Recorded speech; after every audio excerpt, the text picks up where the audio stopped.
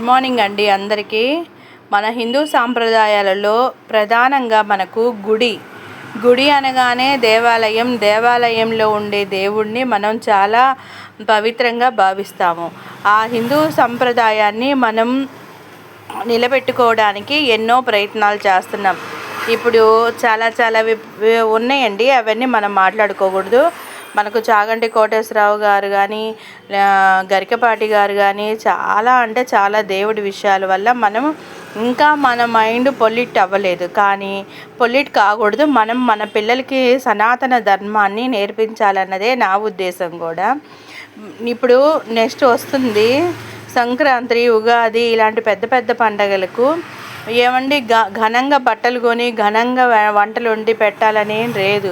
మన సాంప్రదాయం ప్రకారం మన పండగని విశిష్టతను మన పిల్లలతో షేర్ చేసుకుంటూ మీరు ముందుకు వెళ్ళడమే ఆడ ప్రధాన కారణం.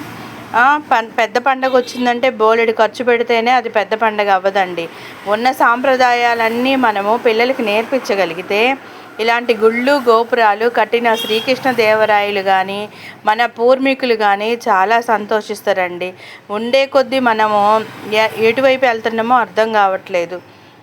కానీ మన సాంప్రదాయాన్ని నిలబెట్టుకొని మనం ముందుకు వెళ్ళాలన్నదే నా అభిప్రాయము. మనం మంచి విషయాలు పిల్లలకి ఖాళీ టైంలో గుళ్ళకు తీసుకెళ్ళండి. ఇలా గుడి మీద ఉండే బొమ్మలు చూపించండి.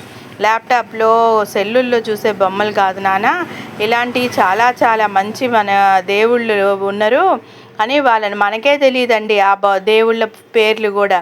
కానీ వేల కోట్ల మంది దేవుళ్ళు ఉన్నారు. మనం ఎంతమంది ఉన్నామో ఇక్కడ, అలానే అక్కడ కూడా అంత జనం ఉన్నారండి, అంత దేవతలు ఉన్నారు.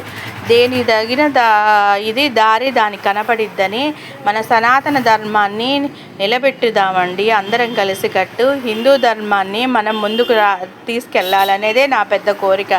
మీరందరూ కూడా పిల్లలకి మంచి సద్గుణ ప్రవర్తన కోసమైనా గుళ్ళకు తీసుకెళ్ళండి. గుళ్ళ మీద ఉండే బొమ్మలు ఇలా ఉంటాయి చూడండి, రాజుల బొమ్మలు, దేవతల బొమ్మలు, ఒక్కొక్క ముద్రకు ఒక్కొక్క వర్ణనాతీతమైన విశేషమైన ఉండిద్దండి. ఇప్పుడు మనం తెలీదు అన్నమాట తప్ప ఇప్పుడు మనకు అవసరమైన గూగుల్ని అడగట్లేదండి. అలానే ఇవి కూడా గూగుల్లో సెర్చ్ చేసి పిల్లలకి కథలుగా చెప్పండి. వాళ్ళ మనసు చాలా బాగుండిద్దండి. ఇప్పుడు రౌద్రం అవసరం లేదండి, ఎంతవరకు శాంతం కావాలి. శాంతాన్ని పిల్లలకి పరిచయం చేయండి. శాంతంగా ఉండటం, ప్రేమగా ఉండడం నేర్పించండి. ఇప్పుడు లోటుపాట్లలో ఈ రెండు లోటైనాయండి.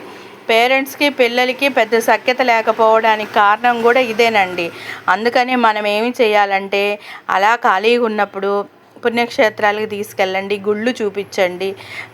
అలా ఉన్న పిల్లల ఫోటోలు, ఆంజనేయ స్వామి బొమ్మ ఉందండి, దాని గురించి మీకు తెలిసిన వివరమే చెప్పండి. నాకు పెద్దగా తెలియదు, కానీ నేను ఎలాగైనా కథల రూపంలోనే పిల్లలకి చెప్పాలనే ప్రయత్నంతో చేస్తూ ఉంటానండి. మనకు తెలిసింది ఆవు గింజ అంతే, తెలియాల్సింది ఇంకా చాలా ఉంది. కానీ మన ఛానల్ ఇలాంటివి చూడండి. థ్యాంక్స్ అండి.